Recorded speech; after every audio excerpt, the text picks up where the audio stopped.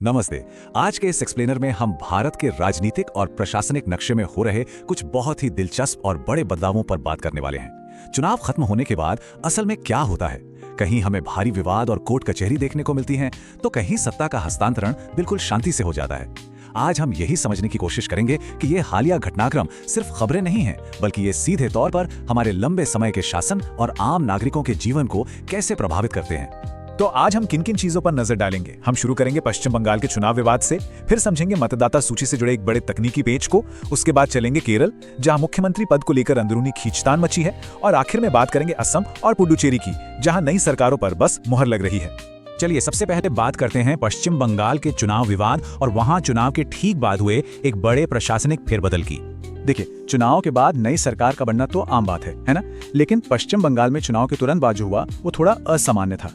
हुआ ये कि मुख्यमंत्री शुभेंदु अधिकारी के नेतृत्व में नई भाजपा सरकार तो बन गई, लेकिन उसके तुरंत बाद प्रशासन में दो बहुत बड़ी नियुक्तियां हुई। पहली, मुख्य निर्वाचन अधिकारी मनोज अग्रवाल को सीधा राज्य का मुख्य सचिव बना दिया गया, और दूसरी, retired IAS officer Subrata Gupta को मुख्यमंत्री का सलाहकार नियुक्त कर दिया गया।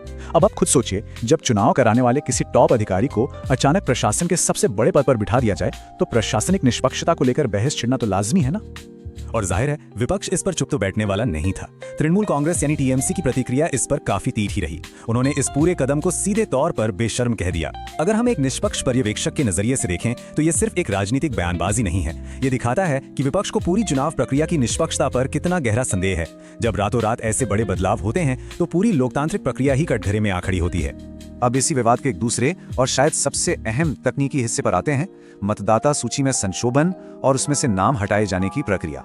पश्चिम बंगाल में जो विवाद चल रहा है उसके बिल्कुल केंद्र में एक बड़ा तकनीकी शब्द है स्पेशल इंटेंसिव रिवीजन, यानी विशेष गहन पुनरीक्षण, जिसे शॉर्ट में SIR यानी सायर कहते हैं। अब ये SIR है क्या? आसान शब्दों में कहें तो ये चुनाव अधिकारियों द्वारा वोटर लिस्ट को अपडेट करने का एक रूटीन काम है, जैसे जिनका निधन हो गया या जो लोग अब वहां नहीं रहते उनके नाम लिस्ट से हटाना। लेकिन इस बार पश्चिम बंगाल के मामले में इस रूटीन प्रक्रिया के तहत जितने बड़े पैमाने पर नाम हटाए गए उसने सबको चौंका दिया। 90.8 लाख, जी हाँ, आपने बिल्कुल सही सुना। लगभग 91 लाख मतदाताओं के नाम इस लिस्ट से गायब हो गए। तृणमूल कांग्रेस ने खुद सुप्रीम कोर्ट में यह चौंकाने वाला आंकड़ा रखा है। जरा इसे परिप्रेक्ष्य में रखकर सोचिए, शासन और प्रशासन के नजरिए से इतने बड़े पैमाने पर वोटर्स का नाम कटना कोई छोटी मोटी बात नहीं है, खासकर तब जब ये सीधे तौर पर चुनावी नतीजों को पलट सकता हो। अब सवाल यह है कि इसका सीधा असर कहां पड़ा।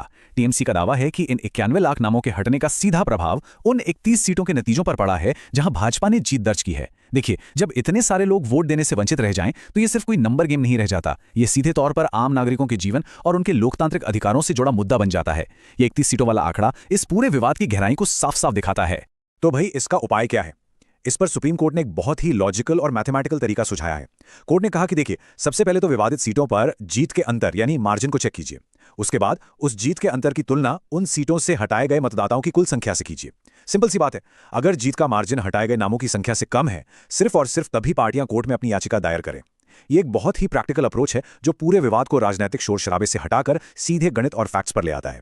चलिए अब पूर्वी भारत से निकलकर दक्षिण की ओर चलते हैं, बात करते हैं केरल की, जहां मुख्यमंत्री पद को लेकर एक अलग ही खींचतान मची हुई है। बंगाल में जो हमने देखा वो चुनाव मशीनरी का विवाद था, लेकिन केरल की कहानी थोड़ी अलग है। यहां मामला किसी चुनाव प्रक्रिया का नहीं, बल्कि पूरी तरह से पार्टी के अंदर का ही संघर्ष है। एक तरफ है कांग्रेस का केंद्रीय नेतृत्व जो केसी वेणुगोपाल को मुख्यमंत्री की कुर्सी पर बिठाना चाहता है। वहीं दूसरी तरफ हैं गठबंधन के सहयोगी दल IUML और कुछ स्थानीय विधायक जिनकी जोरदार मांग है कि VD सतीशन को मुख्यमंत्री बनाया जाए। मतलब साफ है, ये सीधे सीधे राष्ट्रीय नेतृत्व बनाम स्थानीय समर्थन की एक राजनीतिक रस्साकशी है। अब आप सोच रहे होंगे कि इस आंतरिक कलह से आम आदमी को क्या नुकसान? सच तो ये है कि इसका सीधा असर राज्य के तात्कालिक शासन पर पड़ता है। जब तक ये तय नहीं होता कि मुखिया कौन होगा, तब तक एक नई सरकार के अहम फैसले, जनहित की नीतियां, सब कुछ अटका रहता है। आम नागरिकों को एक स्पष्ट और काम करने वाली सरकार चाहिए होती है, और इस तरह की देरी सीधे उनके रोजमर्रा के जीवन को प्रभावित करती है। विवाद और खींचतान की इन कहानियों के बाद अब देखते हैं सत्ता हस्तांतरण का वो रूप जो बिल्कुल स्मूथ और सहजता से हो रहा है। बात करते हैं असम और पुडुचेरी की, जहां एक तरफ इतनी उलझनें हैं, वहीं एक तस्वीर ये भी है जहां सत्ता का हस्तांतरण बिना किसी बड़ी रुकावट के हो रहा है। असम में देखिए, एनडीए गठबंधन लगातार अपना तीसरा कार्यकाल शुरू कर रहा है, जहां हेमंत बिस्वा शर्मा मुख्यमंत्री के तौर पर नई सरकार की कमान संभाल रहे हैं। पुडुचेरी की बात करें तो वहां भी एनडीए गठबंधन, खासकर AINRC के नेता N रंगास्वामी 13 मई को अपने 5वें कार्यकाल के लिए मुख्यमंत्री पद की शपथ लेने जा रहे हैं। राजनीति के इतिहास के नजरिए से देखें तो ये दोनों ही राज्यों के लिए बहुत बड़े माइलस्टोन हैं। और हाँ, इस सत्ता हस्तांतरण की अहमियत सिर्फ राज्यों तक सीमित नहीं है। इसे आप इस बात से भी समझ सकते हैं कि असम के शपथ ग्रहण समारोह में शामिल होने खुद प्रधानमंत्री नरेंद्र मोदी गुवाहाटी पहुंचे हैं। जब देश का शीर्ष नेतृत्व वहां मौजूद हो तो यह साफ हो जाता है कि राज्य सरकारों का यह सहज गठन केवल एक स्थानीय इवेंट नहीं है, बल्कि हमारे देश के व्यापक राजनीतिक ढांचे का एक बहुत महत्वपूर्ण हिस्सा है। तो आज के इस एक्सप्लेनर से हमने क्या समझा? हमने बंगाल में भारी विवाद और प्रशासनिक फेरबदल देखे, केरल की अंदरूनी कलह को समझा और असम पुडुचेरी में बिल्कुल सहज सत्ता हस्तांतरण भी देखा। अब हमारे सोचने के लिए एक बड़ा सवाल यह है कि बेहद विवादित से लेकर पूरी तरह सहज तक सत्ता हस्तांतरण के ये अलग अलग रूप लंबे समय में हमारे शासन और लोकतांत्रिक प्रक्रिया पर लोगों के भरोसे को कैसे आकार देंगे? ये एक ऐसा सवाल है जो हमारे भविष्य की राजनीति और सुशासन दोनों की दिशा तय करेगा। आज के इस एक्सप्लेनर में हमारे साथ जुड़ने के लिए आपका बहुत बहुत शुक्रिया।